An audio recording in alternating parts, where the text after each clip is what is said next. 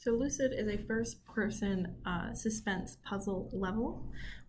The theme is that the player is trapped inside a lucid dream, and they're using light as their main mechanic to try to escape.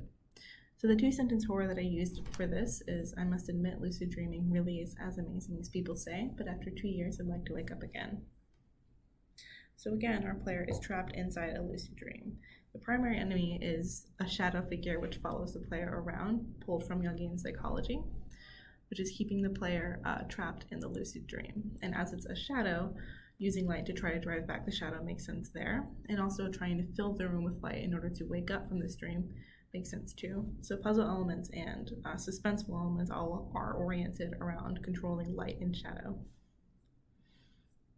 I pulled inspiration from Among the Sleep in terms of environmental design. I like the way that Among the Sleep had some contemporary levels that had modern house elements. For example, in this room you can see there's paintings on the walls. There are walls covered in wallpaper and trim. And at the same time, there's dirt on the floor and tree roots emerging from the walls, and in some places, trees emerging from the ground or other types of fantastical elements. I also pulled inspiration from Limbo and Inside in the way that they use light and shadow, not only in the visual elements of their game, but also as a very strong driving force in their puzzles as well. In this specific puzzle, this parasite drops onto your head, but the parasite is afraid of light. So if you push the player into the light, the parasite will leave. So that's one area where light is very commonly used. I also pulled inspiration from the Fade in Dragon Age, specifically how it's represented in Dragon Age Origins. And here's another screenshot from Among the Sleep. This is a further level in the game, and this is a monster that the player is running from, which also happens to be kind of a shadow figure.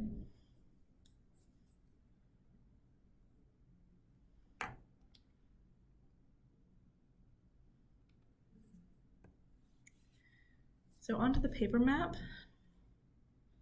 The player spawns on the bed. This ties in with the cutscene, but at the same time, the spawn point acts as a sort of safe zone. So the window casts a little bit of light. There's also a lamp present right here as well.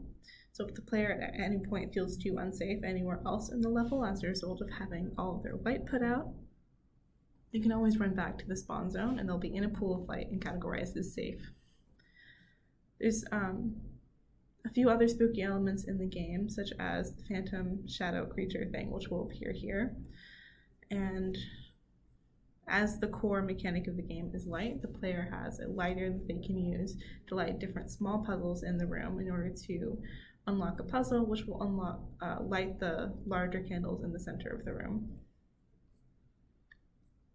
There's a few things on this paper map that did not make it into the final, just because maintaining the core system of the candle puzzle and other things like the cutscene and the shadow itself took up a lot of my time. So I've got the candle puzzle working, and the phantom, it's phantom here, I've been calling it shadow, but the shadow works fine and the puzzle works fine, but the evil stairway and the bugs in this location never quite made it. And we can move on to the gameplay footage.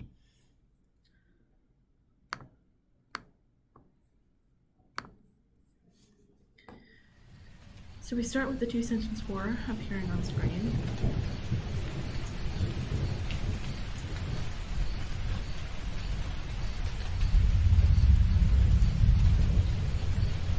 And the player sort of wakes up in bed with the shadow on top of them. This is meant to specifically allude to sleep paralysis. A lot of people describe it as a feeling of something in the chest. And this specific moment was important for me to have in the cutscene. Because it's storming outside, it makes sense for lightning to flash into the window. And since light is what kind of repels the shadow, in this instance, the flash of the lightning causes the shadow to move in this direction over here. So hopefully this reinforces the idea that the shadow is both the enemy, because it's creepy and sitting on you and staring at you, and that's not pleasant, and at the same time reinforces what the player can use in order to combat the shadow, which is light.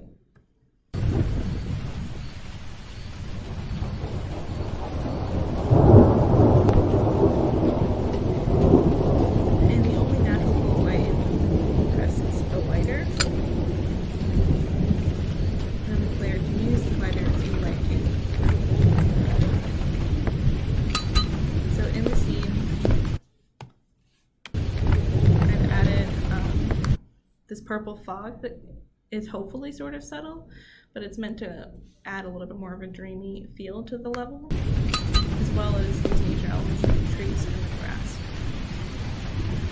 The player can demonstrate that lighting the smaller candles will light the larger candles up above. And the lighter will go out, so collecting light is good and each one the level is important.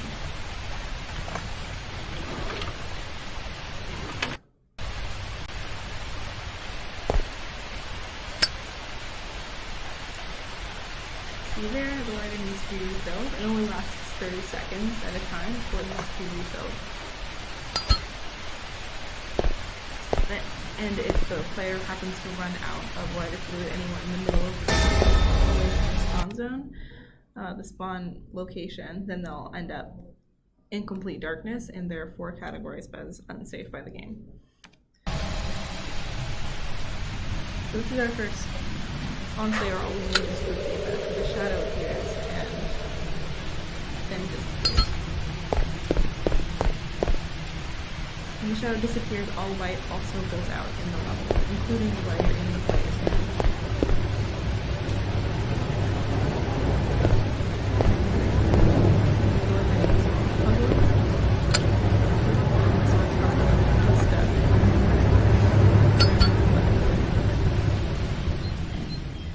And then the ending here, since the player has succeeded in their goal of filling the room with light, then they wake up from the lucid dream and are no longer trapped.